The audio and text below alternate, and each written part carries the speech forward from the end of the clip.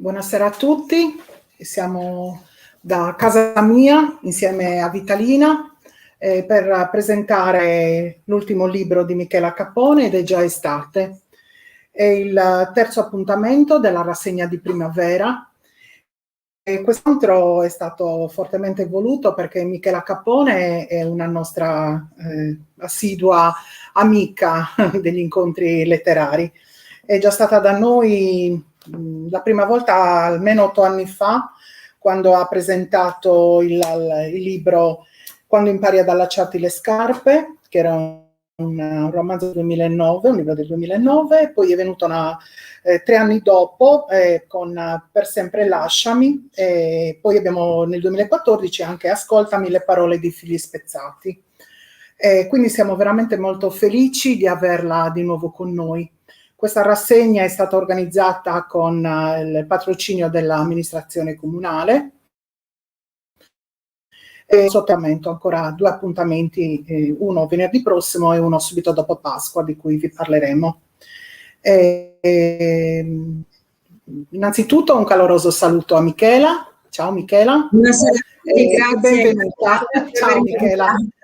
Di solito le nostre location sono la biblioteca, oggi ci siamo un po' aggiustati appunto a casa per una serie di problemi che ci sono stati, insomma. Ma la casa è bella, no? Il nostro nido, c'è un senso di cordialità, è un incontro così tra amiche per una chiacchierata su un libro bellissimo. Questo libro è disponibile, lo ricordo a tutti, ma lo sapete già, è disponibile anche da Enrico, se qualcuno volesse leggerlo, acquistarlo, ed è una lettura che io consiglio vivamente. Veramente ogni volta ci stupisce con la bellezza delle sue storie, che sono quasi sempre storie che nascono dall'esperienza personale o professionale, e comunque sono delle storie legate alla sua, insomma, dimensione, come dire, familiare, lavorativa. E come sappiamo parla sempre di argomenti di grande attualità, con una sensibilità, con una delicatezza che rende possibile veramente affrontare, come dire, anche con grande spessore, con grande profondità, no? Tematiche anche esistenziali, situazioni importanti. Quindi la ringraziamo doppiamente per questo dono meraviglioso della scrittura che ogni volta ci regala, insomma, perché anche in questo libro ci sono tanti spunti importanti che ci faranno pensare, ci faranno riflettere. Quindi grazie davvero Michela. Noi quest'anno ci siamo un pochino abituati. Sì, dimmi Michela. Sì. Davvero, insomma. Grazie, no, davvero. E non è falsa modestia, ecco, quando scrivo non mi propongo mai di essere brava, ecco, questo ci tengo a dirlo. Scrivo, mi getto, insomma, correggo anche quello che scrivo, ma non con l'obiettivo di primeggiare. Forse mi devo scrivere col cuore, quindi i messaggi scritti col cuore arrivano spontanea, sì. E quindi volevo, insomma, prima di darti la parola, di chiacchierare insieme a te, volevo dare 2 indicazioni molto così di lettura, molto semplici, perché vorrei veramente che chi legge il tuo libro lo scopra anche un po' da solo e naturalmente con questa nostra conversazione.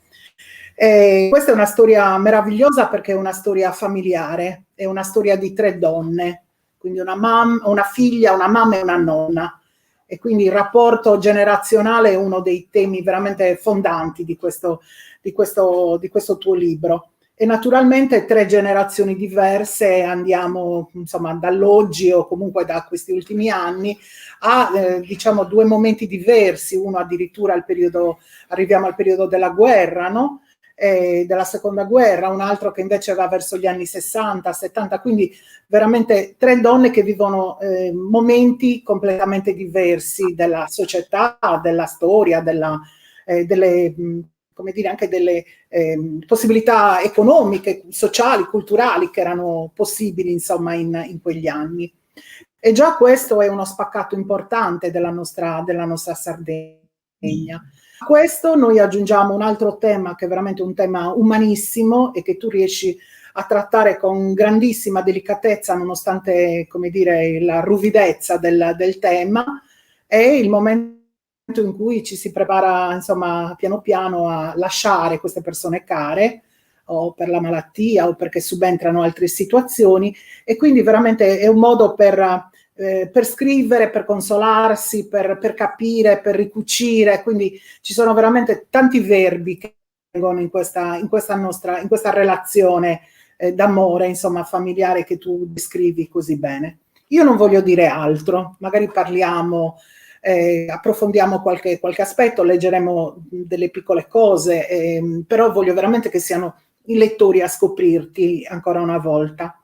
E ti volevo chiedere subito una cosa, quindi questo libro, dicevamo, ha comunque degli spunti autobiografici. Tu come hai scritto questo libro? Hai trovato dei materiali? Hai trovato un momento della tua vita in cui appunto hai sentito il bisogno di scrivere queste storie così personali, Michela? Allora, grazie ancora. È un libro autobiografico, fondamentalmente la mia storia. In un momento della mia vita non sono stata molto originale, perché in effetti la morte di un genitore ad una certa età è un evento ineluttabile, però per me è stato un momento così carico di emozioni e di sentimenti e di sentimento, che ho sentito proprio un bisogno naturale di riportarlo sulle pagine bianche e anche di offrirlo agli altri. Diciamo che durante la malattia di mia madre, la morte di mia madre, nel periodo subito dopo la morte di mia madre, avrei voluto leggere un libro di questo genere, perché al di là di quello che può apparire, non è una storia di malattia, di morte e di dolore, è una storia, una vera e propria storia d'amore. E l'amore è il sentimento che secondo me ha predominato durante tutto il periodo in cui ho assistito mia madre. E ho scoperto poi che questo stato d'animo, riscoperto nel dolore, cioè nel dolore riscopri l'amore, è stata un'esperienza che aveva vissuto anche mia madre con sua madre. Ed è stata una sorpresa quando mia madre, proprio in punto di morte, mi ha confidato di tenere delle agende in cui aveva scritto tante cose. Mi diceva, ho scritto tanto, se esco da qui è un giorno in cui stava particolarmente bene, scriviamo insieme un libro sulla guerra, mi diceva. Nei miei cassetti troverai delle agende, comincia a darle uno sguardo. Poi mia madre giorni a seguire è mancata, ma io sono subito andata a cercare queste agende e nel leggerle ho scoperto che mia madre scriveva molto bene e soprattutto aveva una capacità di comunicare degli stralci emozionali della sua vita elevatissima, che mi hanno rapito non solamente quando parlava della guerra, ma quando parlava del suo rapporto con sua madre. Lei a sua volta ha assistito sua madre durante la malattia che ha preceduto la morte, e in un momento di ricongiungimento di due caratteri in contrapposizione. Cioè lei si è riconciliata con sua madre in quel periodo, hanno riattraversato tutti i momenti della loro vita, anche quelli più importanti, ed è quello che è successo a me. Quindi quando io ho scoperto questo parallelismo, ho avuto quasi un'esigenza di offrire agli altri un bellissimo caso della vita, cioè la coincidenza, la somiglianza con mia madre nell'affrontare un momento dolorosissimo che è stata un'esperienza d'amore, un'esperienza in cui prima lei con sua madre, poi io con la mia, due donne diverse, due donne che hanno vissuto il loro rapporto invertendo i ruoli, hanno veramente ricucito le crepe della loro relazione. Sia lei con sua madre sia con mia madre legatissime, ma avevamo caratteri talmente forti che spesso si scontravano. Ecco, in quel momento in cui siamo state vicinissime come non lo siamo mai state in tutta la nostra vita, abbiamo veramente riscoperto l'importanza della nostra relazione. E questo è quello che a me è rimasto, questo è quello che è rimasto a mia madre, e di qui l'esigenza di scriverlo e di offrirlo a tutti. Certo. Ascolta, la scrittura secondo te può essere anche, come dire, una medicina, un qualcosa di terapeutico che aiuta comunque a fare un po' i conti col passato, a fare chiarezza con se stessi, a trovare anche comunque la forza di continuare, di mantenere nella memoria tutto ciò che di bello c'è comunque stato in una relazione d'amore, nonostante questo dolore che insomma piano piano certo, poi... la scrittura per me perlomeno, ma penso che sia un generale come atteggiamento questo dello scrittore. Chi scrive trasporta sempre un po' di se stesso in ciò che scrive, anche se non scrive autobiografico, perché la scrittura è un processo creativo, curativo e rigenerativo. È importantissima, nel senso, per me, ma penso che chiunque scriva qualcosa, anche il semplice diario che una persona tiene, ti aiuta a fare chiarezza in te stesso, accresce la tua consapevolezza perché fai conti con chi sei, favorisce quindi l'introspezione, l'approfondimento di te stesso. È un procedimento che ti porta piano piano a vederti dal di fuori. Cioè lo scrittore quando scrive, questo è quello che capita a me, soprattutto quando scrivo autobiografico, divento spettatrice di me stessa e attraverso la rilettura di ciò che io ho scritto acquisisco consapevolezza, mi conosco di più.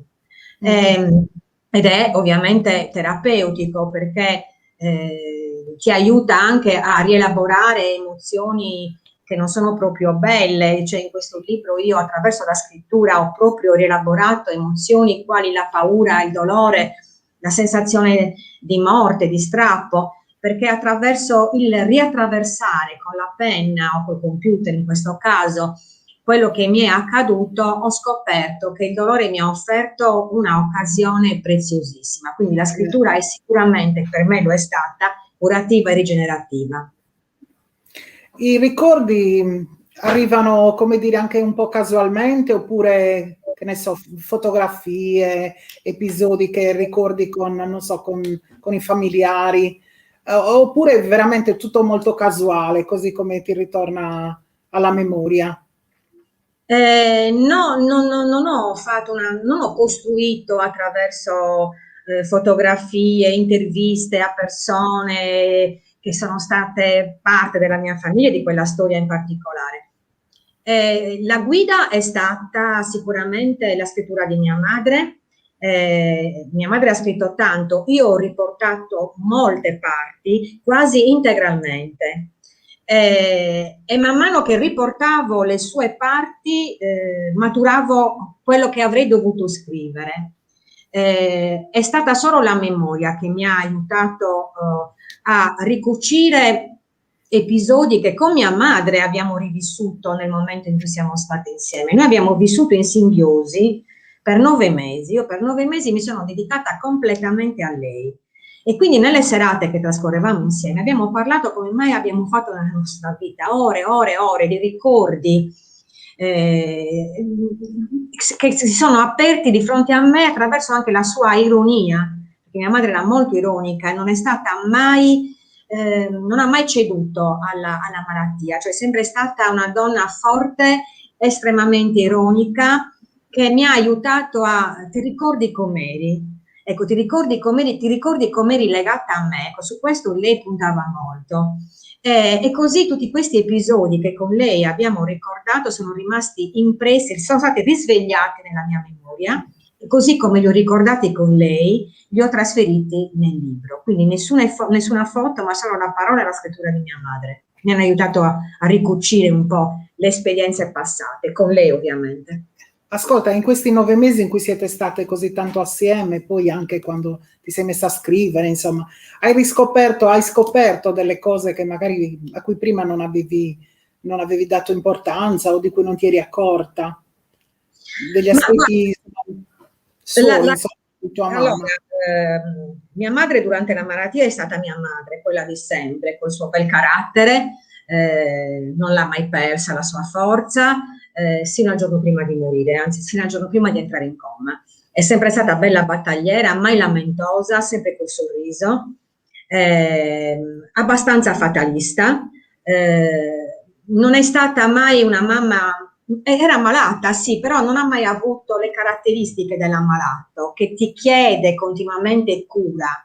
Lei si è presa cura di me in quel momento, perché mi vedeva che io stavo cedendo, quindi mi rimproverava perché mi trascuravo, mi rimproverava perché mi vedeva correre, mi diceva fermati, mi dava i consigli suoi soliti, è stata madre sino all'ultimo istante. Che cosa ho scoperto io? Ho scoperto una cosa che forse non avevo, sulla quale non avevo meditato, è che io mi ero abituata a avere mia madre, ero abituata che lei stava lì, che lei ci sarebbe stata sempre, e quindi non ho curato mia madre mai come l'ho curata in quel periodo, perché noi siamo un po' portati, soprattutto quando le relazioni sono forti e importanti, siamo portati trascinati, no, dall'abitudine della serie, questo è un amore importante, questo amore sarà sempre lì, per cui in fin dei conti perché me ne devo curare? Non richiede acqua questa pianta, si autogenera. Ecco, invece io ho capito che nei rapporti importanti la cura della relazione ci deve essere sempre, e non bisogna lasciare niente per scontato. Questo sia nel rapporto tra padre, madre, figlia, madre, figlia, padre, moglie, marito, compagno, compagna, e anche nell'amicizia. Cioè i rapporti forti vanno sempre curati con l'attenzione che meritano. È un impegno. Ecco, io questo impegno, diciamo, non l'avevo messo sino a quel momento con quella intensità. E diciamo che è stata la scoperta di una mia manchevolezza, e per il futuro sicuramente un modo a comportarmi diversamente. Ascolta, Michela, io volevo leggere una cosa bellissima, molto breve, che tu hai scritto all'inizio, quasi in esergo. Non è un esergo, ma il libro è dedicato a tuo padre. Sì. E tu scrivi, guarda, con una delicatezza immensa, scrivi: mamma, ho paura del buio, e la notte che passa farà giorno e tornerà la luce. Voglio dormire, se chiudo gli occhi non ti vedo, ma mi puoi sentire anche se non mi vedi. Allora dammi la mano, non andartene. Ma io ci sarò sempre, te lo prometto, non avere paura. Io ti guarderò anche se non mi vedrai, ti sentirò anche se non mi sentirai, e ti toccherò anche se tu non potrai toccarmi. Mamma, ora dormo e ti sogno. Queste poche righe veramente introducono veramente nel nucleo poetico di questo grande discorso che tu ci hai voluto regalare. E soprattutto, come dicevi all'inizio, è una storia triste che parla di dolore, di malattia e di morte, ma è una storia che invece promette un legame eterno, un qualcosa che non finirà mai, anche i modi probabilmente, chiaramente non una presenza accanto a noi, qualcosa che non fa mai. E ti volevo chiedere, tu la senti ancora vicino a te con tutta la forza, la grinta insomma, e anche l'amore che ti ha dato fino alla fine, insomma? Allora, ti rispondo brevemente a tutti i 3 spunti che mi hai dato. Allora, la parte che hai letto non è inventata, era il mio stato d'animo di bambina. Era proprio una mia paura, quella di addormentarmi, di non trovare mia madre. E mia madre si sedeva vicino al mio letto e le cose andavano così come le ho scritte. Le ultime 3 righe, ovviamente, è quello che io in quel momento mi auguravo, cioè di sentirla nonostante tutto. Allora io la sento nel senso che sento la sua mancanza. Ancora adesso, quando squilla il telefono, lei era l'unica che mi chiamasse col telefono fisso, penso che sia lei. Qualunque cosa mi capiti, di bello o di brutto, ho l'istinto, adesso chiamo mamma e poi mi rendo conto che mamma non c'è. Però la sua presenza la sento nel momento in cui io sento di avere la sua voce, di parlare attraverso le sue parole, cioè i suoi insegnamenti. Io li ripeto, addirittura sento la sua voce mentre lo dico a miei figli quello che lei diceva a me.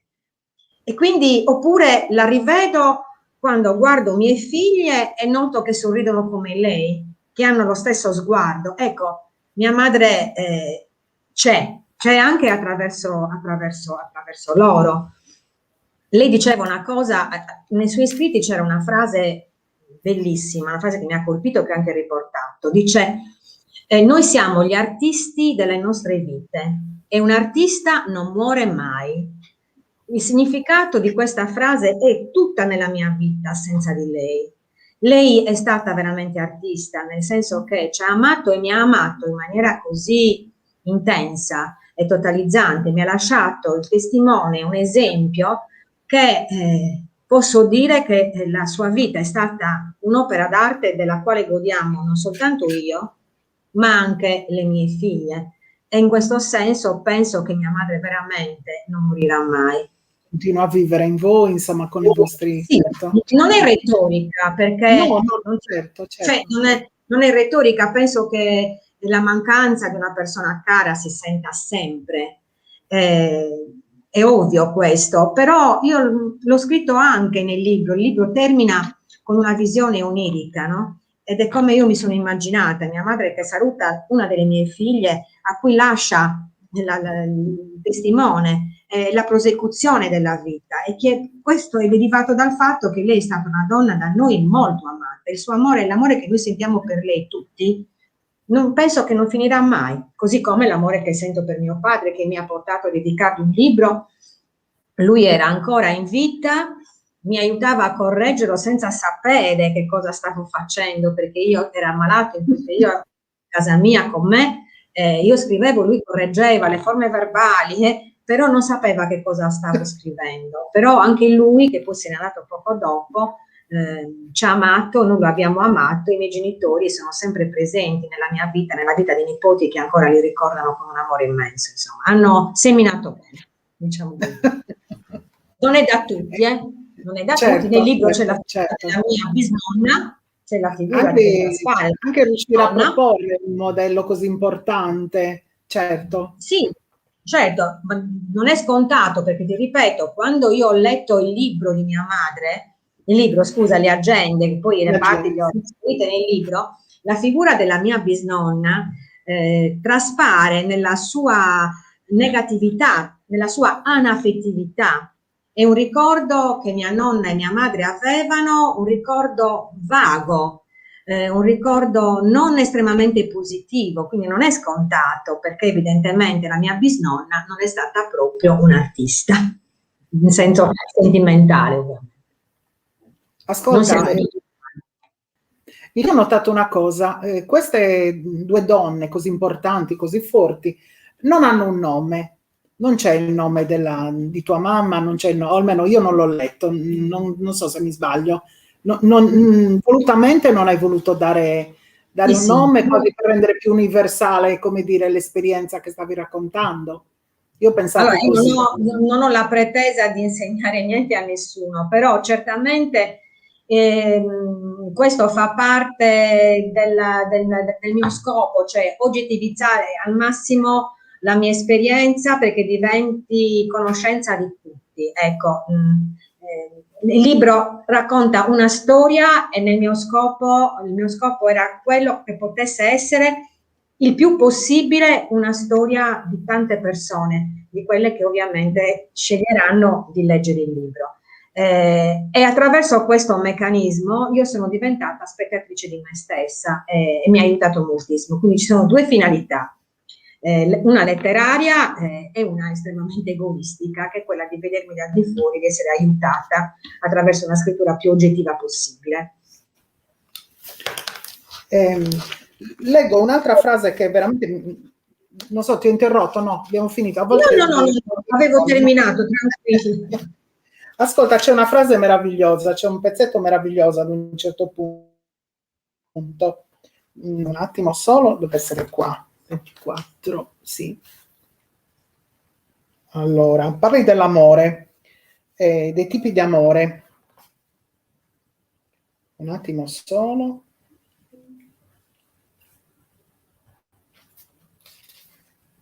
Allora, no, non la trovo, se non lo trovo. Forse mi sto confondendo. No? Ti faccio una domanda prima, lo cerco con calma. Tu hai conosciuto tua nonna, vero Michela? Sì. Sì, certo che l'ho conosciuta perché il periodo della sua malattia, che ha preceduto la sua scomparsa, l'ha trascorso a casa con noi. Questa nonna racconta, come dire, avvenimenti che oggi fanno parte un po' della storia di Cagliari, no? Si parla del bombardamento, dell'esperienza dello sfollamento, insomma, della disperazione che ci poteva essere in quel periodo anche di fronte alla guerra. Vi raccontava poi questi avvenimenti, o comunque facevano parte di un passato e quindi non, come dire, non c'erano più nei ricordi familiari. Ma guarda, il racconto dettagliato della guerra io l'ho appreso attraverso le agende di mia madre, perché costituivano l'argomento delle conversazioni tra mia madre e mia nonna. Quando invece, nel periodo insomma, in cui mia nonna ha vissuto con noi, lei parlava fondamentalmente di due cose. La morte di mio nonno, che non c'entra nulla con la guerra, però c'entra nel senso che mio nonno era una figura portante durante la guerra, per tutta la famiglia. E poi mia nonna parlava della fame. La fame e la distruzione. Questi erano due concetti che lei, quasi cantilenando, attraversava nei pochi ricordi, perché era comunque abbastanza anziana, che ci offriva della sua vita passata. Mia madre invece ne parlava in maniera un po' più precisa. Lei aveva 8 anni, nel senso che lei aveva visto cose che gli occhi di un bambino non dovevano vedere. Ecco, questo lei ripeteva. Poi dopo che ho letto quello che lei ha scritto ho veramente compreso, perché la guerra fa parte della nostra memoria come evento storico.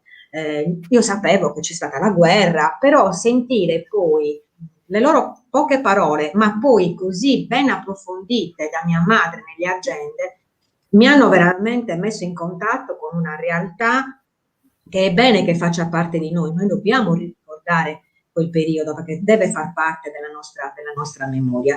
E quindi, diciamo così, sia mia nonna brevemente che mia madre brevemente e approfonditamente con le sue agende mi hanno certamente aiutato a salvare la memoria di un periodo che penso che debba pesare su tutti noi come patrimonio, anche per insegnarci ad andare avanti, perché loro sono sopravvissuti a cose terribili. Insomma, io le ho scritte perché le ho trovate scritte, e mi domando che cosa succederebbe oggi a un bambino di 8 anni se vedesse i carri pieni di cadaveri, pieni di sangue, la gente che si ruba il cibo, la gente che si mangia le bucce delle melograne, insomma, la Cagliari distrutta, tutta pietra e polvere. Cosa faremo se un bambino oggi vedesse tutto questo? Lo dico perché siamo in un periodo in cui stiamo sempre sottolineando che il periodo che stiamo vivendo è un periodo che sta affaticando i nostri giovani. Io penso che i giovani di un tempo siano stati molto affaticati e i bambini di un tempo siano stati molto più affaticati e sono cresciuti benissimo. Quindi questo lo dico per consolarmi, per darci un po' diciamo così, una boccata d'aria in quei discorsi che li vedono soltanto come giovani e bambini che patiscono un periodo che chissà che in un futuro sia la loro forza. Ecco, questo è un augurio che traggo dalle esperienze precedenti.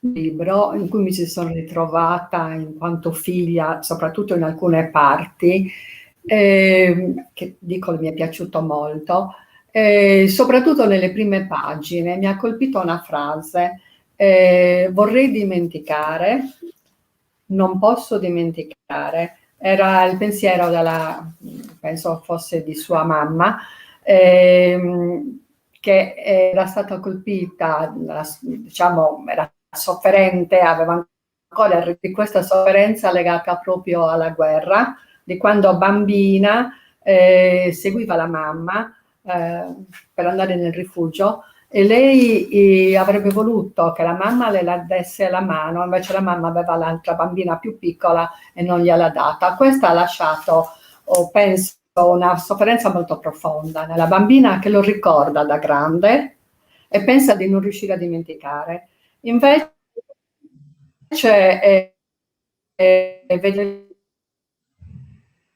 io penso che abbia perdonato, anche se probabilmente conservava ancora quella sofferenza.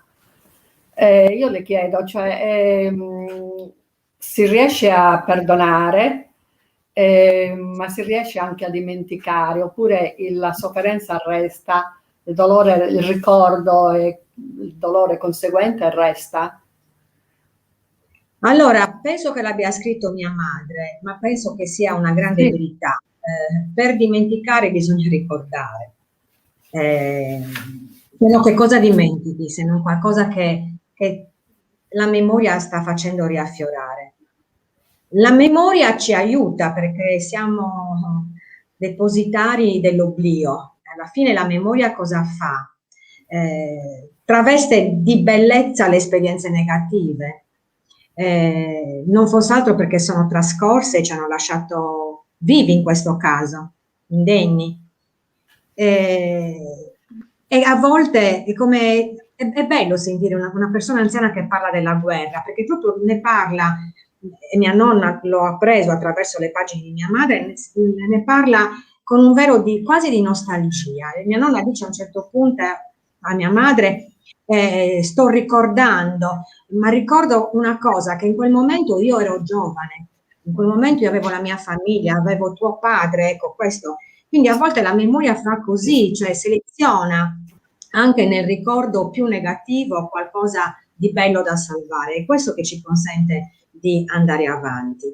Poi le esperienze ovviamente ci segnano e neanche ce ne accorgiamo, perché poi l'inconscio lavora al di là di quello che noi vogliamo. Certamente mia madre era la figlia più grande, aveva 8 anni, c'era mia zia che era un po' più piccola e mia nonna aveva più attenzione nei confronti della quasi neonata e aveva non meno attenzione, si fidava di più perché mia madre era una bambina matura, era una bambina quasi grande, era una bambina che diceva di non avere fame perché voleva che prima mangiassero suo padre e sua madre per paura di perderli, quindi è sempre stata una bambina considerata adultizzata. E questo è stato uno sbaglio che mia madre si è portata appresso e che si è sentita sempre una bambina non amata come bambina. Ecco, questo in lei è rimasto ed è quello che ha cercato di, tra virgolette, rinfacciare a mia nonna nel periodo in cui lei e non l'altra bambina si stava prendendo cura di lei. Però attraverso questo percorso diciamo così, di rivisitazione di errori, l'ha assolta, nel senso che ha riconosciuto la debolezza di sua madre in quel momento e in questo perdono è riuscita a star meglio anche lei, anche se mia madre ribadiva sempre con la sua solita vena pungente: io perdono ma non dimentico. Lei invece secondo me era capace di perdonare anche non dimenticando, nel senso più cristiano del termine, perdono per fare un dono. Ascolta, nel tuo libro parli moltissimo anche dei momenti della fede religiosa, no?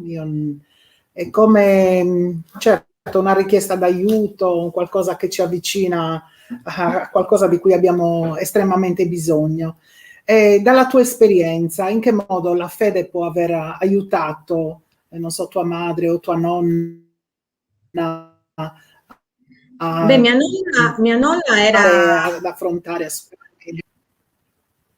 la fede, sai, è un dono e non penso di dire una cosa scontata, io ne sono assolutamente convinta.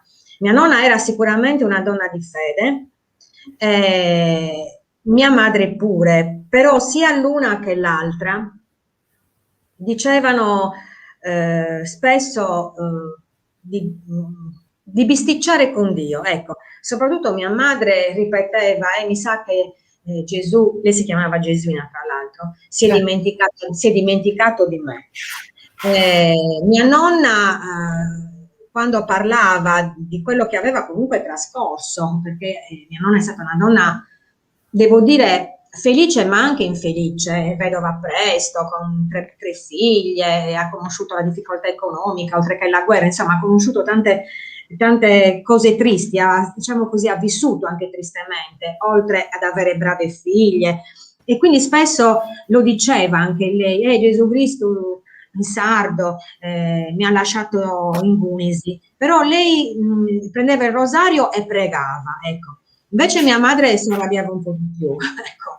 Diceva, si è dimenticato di me e non pregava, era offesa con Dio, ma nonostante tutto diceva sempre che lei aveva avuto una vita in cui tutte le ciambelle gli erano riuscite col buco e in quel momento si faceva il segno della croce. Aveva un atteggiamento ambivalente, ma penso che la fede l'abbia accompagnata sino all'ultimo istante, cosa che io invece non ho ereditato. Io credo, sono sempre stata abituata ad andare a messa, sono cresciuta in una famiglia di credenti, ancora oggi faccio il segno della croce quando vado a letto, però prego Dio di darmi la fede, perché ancora non riesco a consolarmi come si consolavano mia madre e mia nonna. Mia madre anche un po' più tardi di mia nonna, ma comunque si appigliava molto alla fede. Io la sto ancora cercando, ma e questo è avere fede, dice Sant'Agostino. Quindi l'aspetto perché mi aiuti un po' di più. Ascolta, ho trovato quel pezzetto che dicevo prima, ad un certo punto c'è una definizione dell'amore, però voglio leggerlo un pochino più lunghetto perché appunto è una di quelle parti scritte da tua madre. Sì. La pioggia cade nella malinconia di questa giornata, le gocce grasse arrivano sui vetri delle finestre, li ricamano per poi rompersi in rivoli che assomigliano al pianto e lasciano l'umido bagnato del nulla. Come l'amore nella vita, nell'infanzia si ama con dolcezza, nell'adolescenza con vigore, nella maturità con impegno, nella vecchiaia con mestizia. È difficile amare a chi non ti è mai grato e ti imbratta con la sua amarezza. Mia madre non apprezza ciò che faccio per lei e ho l'istinto di abbandonarla per poter pensare a me che sono malata e più giovane. Ma ne ha passate tante e proverò a starle accanto. Mi occuperò di lei e non chiederò aiuto. Penso a mia figlia e mi domando se si prenderà cura di me, perché anch'io sto invecchiando. Mia figlia è indifferente e non mi chiede mai come sto. Quale sarà il mio destino? Le mie mani non reggono nemmeno la penna. Allora, io su questa parte ti vorrei fare due domande. Innanzitutto un piccolo commento su queste diverse fasi dell'amore, perché l'ho trovato veramente un passo bellissimo, è vero. E quindi volevo chiedere appunto se quindi cosa ne pensi. Poi sul dopo, nella domanda dicendo se è un pensiero che così la vita sta cambiando molto rapidamente, no? Il prendersi cura in genere appunto sono i figli che si prendono cura dei genitori, quasi sempre così, ma via via sempre più spesso ci sono tante difficoltà e spesso gli anziani finiscono da soli, stanno da soli, muoiono da soli, per carità, ci sono tanti problemi anche per una famiglia che vuole prendersi cura appunto di una persona anziana o di una persona malata. Ecco, dal tuo punto di vista, che cosa, ecco, cosa ci puoi dire? La vostra è stata una scelta molto coraggiosa, naturalmente, che molti figli fanno veramente con grande amore, però spesso non è così. Ecco, volevo chiederti un po' anche su questo, sull'amore e sul prendersi cura. Ma l'amore essenzialmente è prendersi cura dell'altro, poi nelle diverse fasi dell'esistenza può presentarsi in modo diverso, cioè essere accompagnato da emozioni diverse più che altro. Ma penso che a qualunque età e a qualunque categoria si appartenga, l'amore è essenzialmente un prendersi cura dell'altro, con rispetto e soprattutto recependo, stando molto attenti al mondo dell'altro, perché se non hai empatia con chi ami, l'amore non va avanti, cioè l'empatia significa mettersi in sintonia con chi ami, percepire le emozioni di chi ami, metterti un po' in secondo piano e metterti nei panni dell'altro. Ecco, questo penso che sia la caratteristica fondamentale delle relazioni importanti, delle relazioni amorose. Quanto poi lo si riesca davvero a fare, si ricollega la risposta a quello che dicevo prima. Spesso abbiamo un po' la tendenza a rilassarci nelle relazioni, proprio quelle più importanti, trascinati dall'abitudine o dalla certezza che quell'amore è così forte che non ci pretende nessun impegno. In realtà questo non deve mai essere. Quando mia madre scrive quella pagina che tu hai letto, era un momento di grande sconforto in cui lei stava iniziando a capire che avrebbe dovuto prendersi cura di sua madre, stava iniziando a farlo con una madre che vuoi per carattere, vuoi anche per la patologia, insomma, che la rendeva meno presente, non era riconoscente, cioè non gli dava il segnale che lei magari si sarebbe aspettato, perché l'amore è anche condizione di reciprocità. Tu dai senza chiedere, ma ti aspetti che l'altra persona sia quantomeno contenta di ricevere quello che tu dai. Ecco, mia nonna, un po' per carattere, un po' perché stava invecchiando non tanto bene, non dava segni di essere felice, di essere curata da mia madre. E lei giustamente si poneva il problema: io sto invecchiando, sono malata, cosa farà mia figlia? Perché si poneva il problema? Lo si poneva, le si poneva il problema perché aveva davanti a sé una figlia un po' troppo distratta, e quella ero io, che ero talmente sicura che il suo amore non avesse bisogno di essere alimentato, che la trascuravo perché avevo una famiglia numerosa, un lavoro impegnativo, perché sapevo che lei era sempre là. E quindi lei si poneva il problema: ma mia figlia, che è così distratta, cosa farà di me se un giorno dovrà prendersi cura di me come io devo prendermi cura di mia madre? Ecco, io spero vivamente, in quel lungo e faticoso periodo, di avere dato a mia madre la dimostrazione di quanto io l'amassi, perché io veramente ho rinunciato a vivere, ma lo dico con molto orgoglio, è quello che mi tiene in piedi, che mi fa sentire bene, anche oggi che lei non c'è più.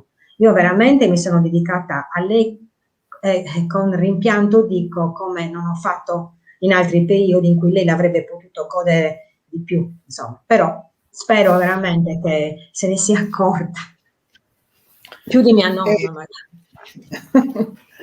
Ascolta, ad un certo punto, leggendo sempre dal diario di Dio, lo chiamo dal diario, dalle agende di tua mamma,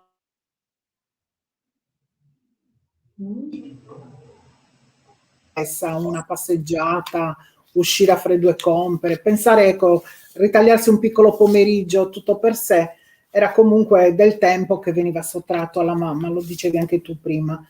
È quasi come se i genitori in certi momenti sì, ritornano bambini, ma a volte sembrano anche egoisti, e allora pretendono tutto subito, un'attenzione continua. Ecco, questo secondo te può dipendere solo dal carattere della persona, oppure davvero è anche il bisogno di affetto, la consapevolezza della loro fragilità che li porta a dipendere poi così tanto dai loro figli, dalle loro figlie? Ma io penso che sia da ricollegare alla fragilità e alla paura. La paura di essere lasciati in un momento in cui non ci si sente all'altezza del ruolo che si aveva. Questo è capitato molto a mia nonna, cioè questo di ripetere: non sono più quella di un tempo, no? Quindi quasi con rabbia, non si arrendeva al fatto che, insomma, mia nonna aveva 86 anni, lei non si arrendeva al fatto che non camminasse più come prima, che non cucinasse più come prima, quindi questo probabilmente la consapevolezza della sua fragilità a volte la faceva diventare egoista, quell'egoismo di cui mia madre si lamentava. Che c'è chiuso dietro.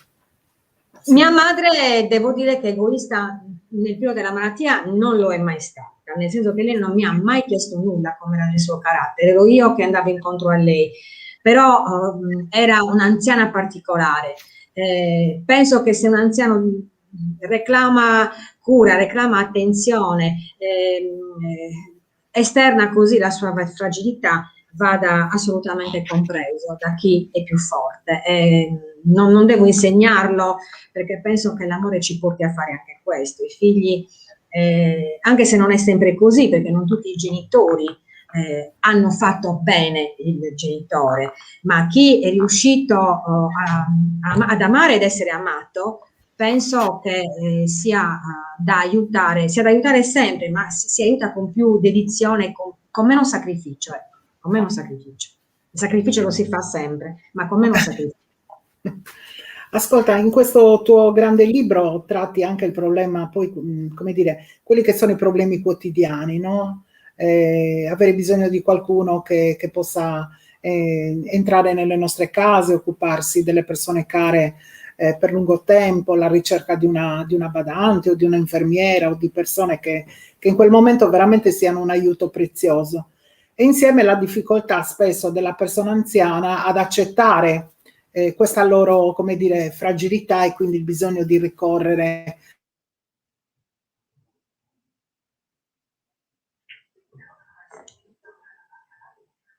alle amiche, i consigli giusti, la conoscenza di persone che sono state preziose collaboratrici in altre famiglie, quindi questo passaparola in qualche modo può essere veramente una grande risorsa. Ecco, in questo tipo di discorso, secondo te, riemerge veramente, cioè nella situazione del bisogno, anche tra le persone, tra di noi, ecco, risorge, se possiamo dire così, comunque quella solidarietà, quell'aiutarsi reciprocamente, insomma, dare i consigli giusti, dare le indicazioni giuste anche che ci aiutino a non aver paura di quello che sta succedendo, insomma. Beh, certo, sono momenti. Hai avuto delle amiche che ti sono state vicine? Sì, sì, ma sono momenti in cui se l'appoggio delle amiche, di chi ti vuol bene, è fondamentale anche nella organizzazione della vita, perché l'organizzazione della vita di un figlio che assiste un genitore anziano cambia completamente, cambia e ti trovi di fronte a difficoltà non solo pratiche, ma anche economiche. Io sono stata fortunata, i miei genitori avevano le loro pensioni e quindi e con il nostro aiuto ce l'hanno fatta ad avere delle persone vicine, ma è anche una difficoltà perché mia madre, prima di rassegnarsi ad avere una persona estranea per caso, mi ha fatto tribolare parecchio.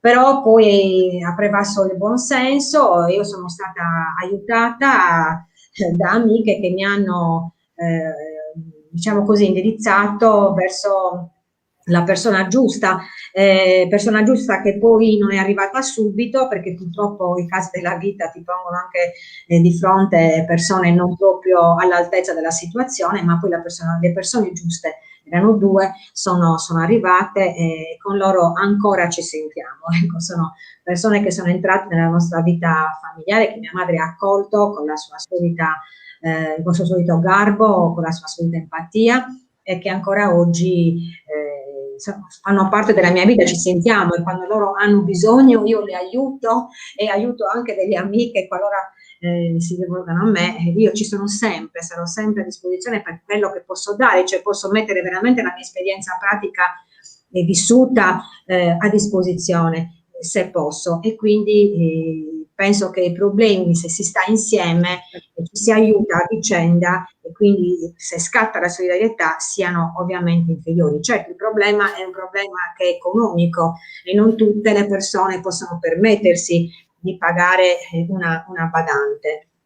Io in primo momento ho avuto anche un po' la remora ad impegnare le pensioni dei miei genitori, quindi magari lo facevo con i miei soldi, però poi mia madre ha voluto veramente dire no, questo è un mio problema, io ho lavorato una vita e quindi è giusto che io affronti questo periodo molto lucidamente, anche mio padre, dopo avermi fatto tribolare ovviamente, è giusto che io affronti questo momento.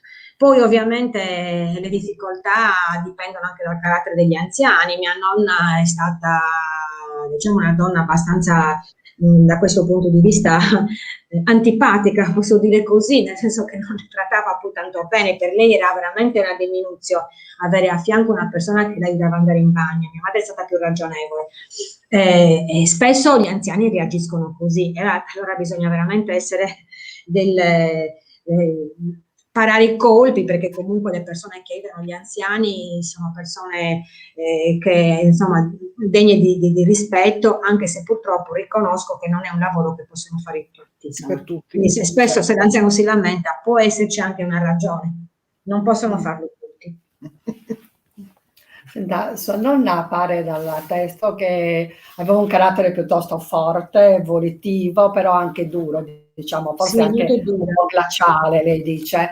Però glaciale. vediamo. Non era glaciale, lei era una donna arrabbiata, cioè arrabbiata proprio per la... Ecco, brava, sì. Ne aveva passato tante, è stata vedova neanche a 50 anni, questa la vedovanza l'aveva proprio... l'amore che senz'altro aveva per le figlie, però abbiamo visto, ecco, che nel corso della malattia, pian piano, forse il sentire sempre la presenza della figlia, nel sentirsi accudita, pian piano modifica anche il suo carattere, diventa più dolce, diciamo, più affettuosa, e riesce addirittura a dare le carezze che non riusciva a dare, che non è riuscita a dare quando magari erano piccole. E quindi anche la figlia logicamente si è sentita diciamo accettata, e quindi anche insomma ha potuto anche perdonare magari quella mancanza che in quel periodo forse lei non ha sentito, quella mancanza d'affetto che magari non ha sentito. Però quindi in effetti diciamo che si conclude in modo anche ottimista, perché in effetti riscoprono l'amore. Sì, un riscatto, certo, può migliorare. Loro si sono amate moltissimo, moltissimo. Sì, io mi ricordo ancora di fronte alla finestra prese per mano, mia madre e mia nonna, e con l'immagine che io ho, questa, loro prese per mano, cioè si sono amate moltissimo. Mia madre veramente ha goduto in quel periodo così triste, che è quello della malattia, godere dell'amore di sua madre. Mia madre era una donna più affettuosa di mia nonna, quindi tra virgolette pretendeva anche dei gesti. Io sono cresciuta a bacio e carezza, e quindi lei, il bacio e la carezza erano cose fondamentali. Ecco, le ha avute molto in quel periodo. Mia nonna si è addolcita, si è proprio abbandonata all'amore per sua figlia. È stato un momento che ha veramente consacrato la relazione, che era un po' sbilanciata prima, e che si è veramente consacrata ad un sentimento che hanno riscoperto entrambe. È stato bello leggere questo nelle pagine dei diari di mia madre. E io poi, ripeto, abitava con noi, io le ricordo insieme. Infatti io ho pensato proprio positivo, perché purtroppo hanno spesso quando durante la malattia la difficoltà del prendersi cura e dolore anche dalla malattia molte volte fa venire fuori aspetti del carattere che magari di entrambi, qualche volta si finisce per farsi male anche non volendo. Invece qui è proprio positivo. Certo, è positiva, però non nascondo che non è stato tutto rose e fiori, nel senso che sia il periodo della malattia di mia nonna che quello di mia madre ha visto mia nonna e mia madre litigare come io litigavo con mia madre.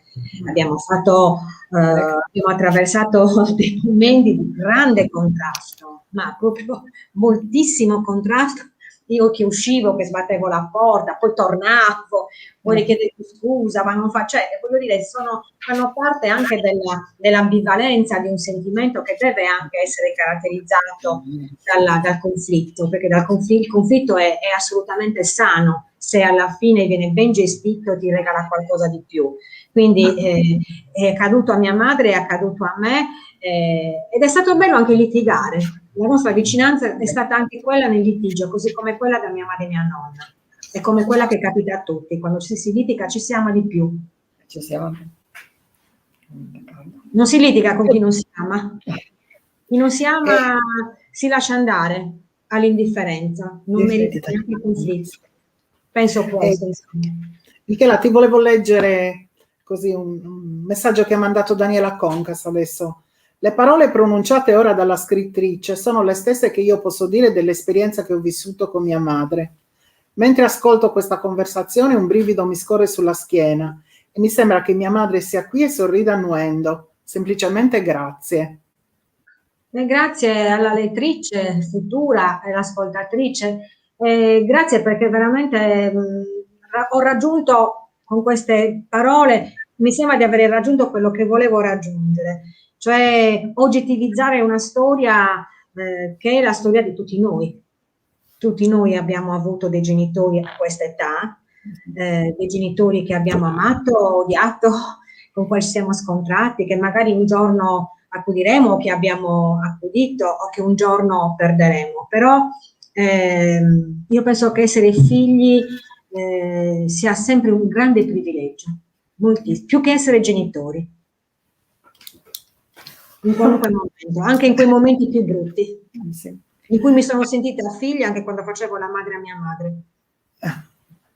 Ascolta Michela, io adesso volevo allargare un pochino il discorso, no? Tu fai un lavoro molto delicato, dicevamo, tu sei giudice dei tribunali dei minori, senza parlare di nessun caso in particolare, di nessuna situazione in particolare, così un po' la tua percezione, questi mesi, questi brutti mesi di pandemia, queste difficoltà anche oggettive, economiche, che ci sono in tutti questi mesi, secondo te hanno reso ancora più fragili, come dire, la vita e i legami all'interno della famiglia, per quanto riguarda gli anziani?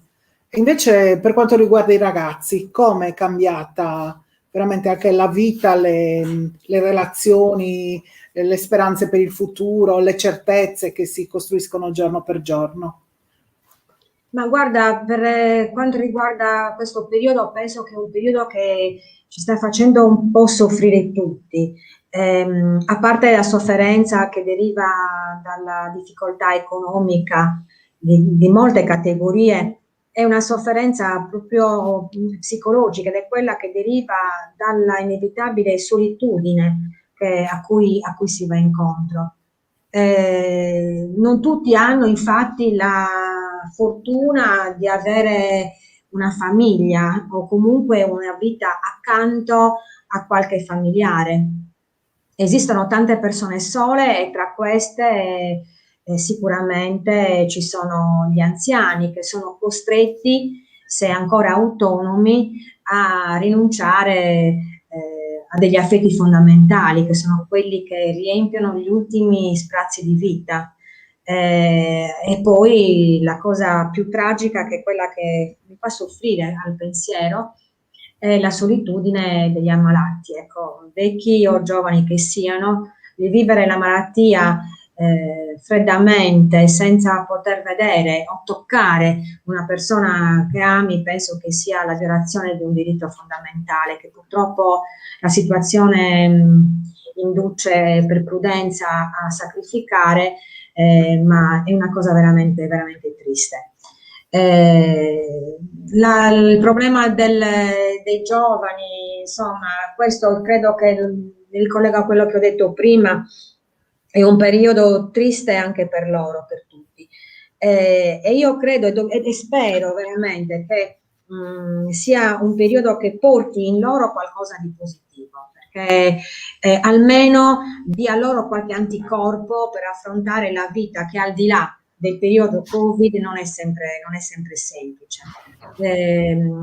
Non interpreto mai positivamente i commenti disastrosi con i ragazzi che non vanno a scuola, non vedono, non fanno. I ragazzi hanno mille risorse, noi spesso li sottovalutiamo, sono forti, intelligenti, con gli adulti forti, intelligenti che non li commiserano, sapranno sicuramente darci anche una lezione di come vivere questo periodo. Sta a noi adulti non commiserarli troppo, perché alla fine si diventa come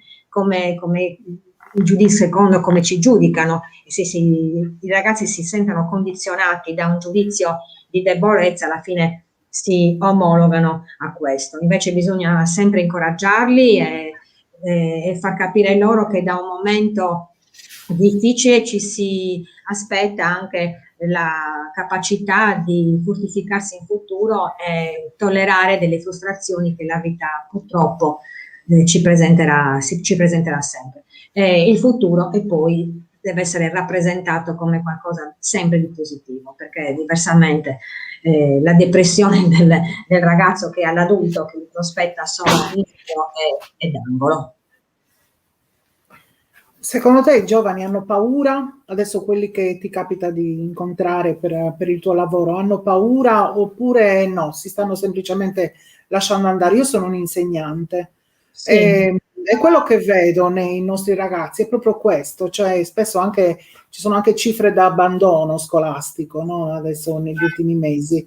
Però la cosa più triste di tutto è questa rassegnazione, questa mancanza veramente di costruirsi un progetto, di pensare che possono cambiare le cose, che stanno costruendo qualcosa per loro. Almeno questa è una percezione che ho per molti ragazzi, piccoli, ma anche magari quelli che stanno per arrivare al diploma. Ecco, i ragazzi che incontri tu riescono a porsi invece quest'idea che c'è qualcosa che possono fare per loro stessi, insomma, per aiutarsi e per cambiare.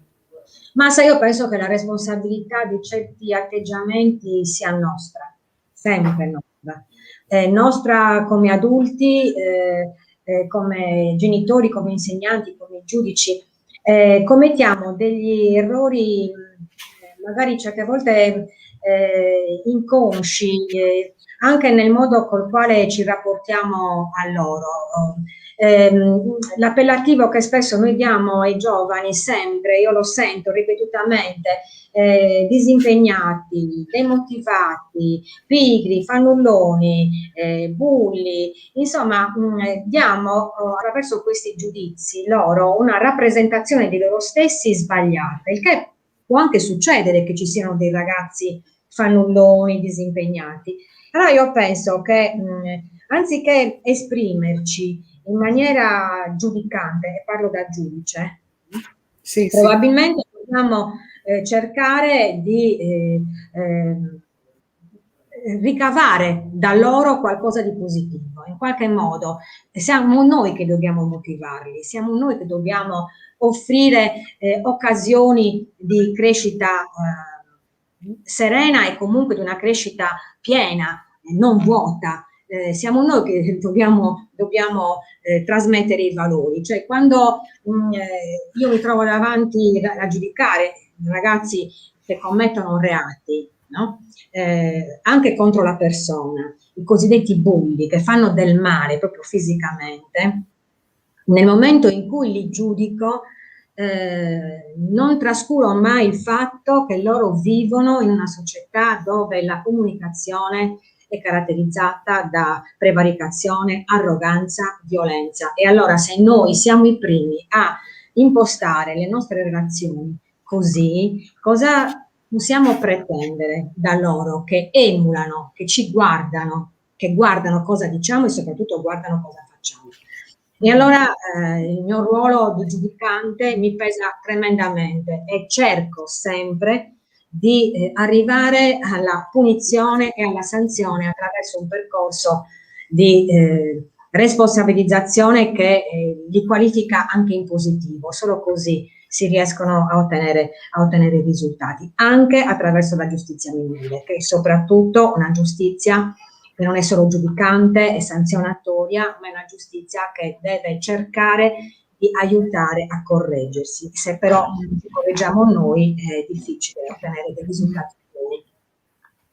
Ascolta, prima mentre parlavi, no, hai detto una cosa, no, la solitudine degli anziani. Ecco, questo prima mi è sfuggito. Davvero nel tuo libro non si vede per niente la solitudine, è un sentimento che non compare assolutamente. E questa è, non lo so, è una cosa bellissima, perché anche nelle difficoltà le persone care che erano vicine a te, che sono state vicine a te, hanno sentito la pienezza, la presenza, l'amore di tutti. Questo l'ho pensato istintivamente mentre stavi parlando. Sì, per me è stato un periodo, ripeto, ricco di emozioni anche positive. Ho visto dolore, ho visto malattia e purtroppo la morte, ma ho visto veramente amore, tanto amore mio padre e mia madre, insomma, mi sono sentita veramente figlia di un amore quando li vedevo così uniti, no? Sino all'ultimo. Ho visto l'amore delle mie figlie nei confronti della nonna, di mia madre nei confronti di sua madre, di mio marito e dei miei figli nei miei confronti, nel momento in cui hanno rinunciato a me perché io mi dedicassi a mia madre. Sono stata fortunata, ovviamente è stata fortunata anche mia madre, è stata fortunata anche mia nonna. Purtroppo non è una cosa scontata, ci sono delle realtà in cui questo non accade, sono realtà tristissime, dove io penso però che ci sia sempre qualche responsabilità, ci sia qualche mancanza all'origine. Come dice mia madre, vuol dire che non si è seminato bene, perché chi semina bene dal punto di vista affettivo raccoglie sempre qualcosa. Quindi impegniamoci tutti per il futuro, veramente uno scopo, un obiettivo, amare con pienezza, con intensità, perché, e anche senza aspettarsi niente, come amo una madre, come se fossimo tutte madri, forse così riusciremo a raccogliere qualcosa e non soltanto da chi ci circonda come persone familiari o parenti. Impostiamo la nostra vita così, nella relazione con l'altro.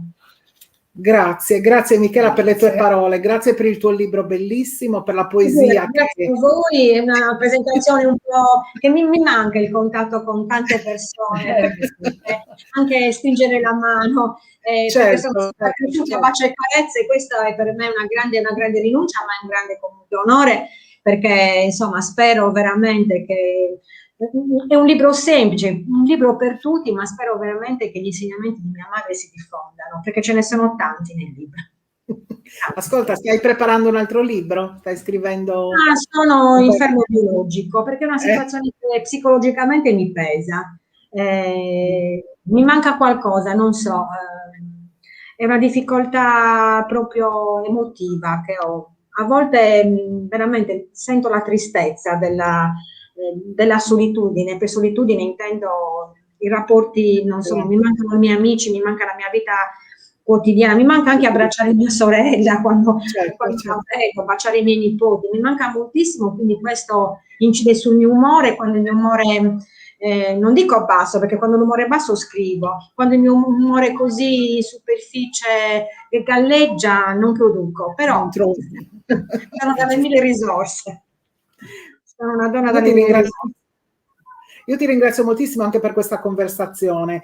Venerdì prossimo invito tutti, abbiamo un incontro con Don Ettore Cannavera e il titolo della relazione sarà appunto I giovani al tempo del Covid.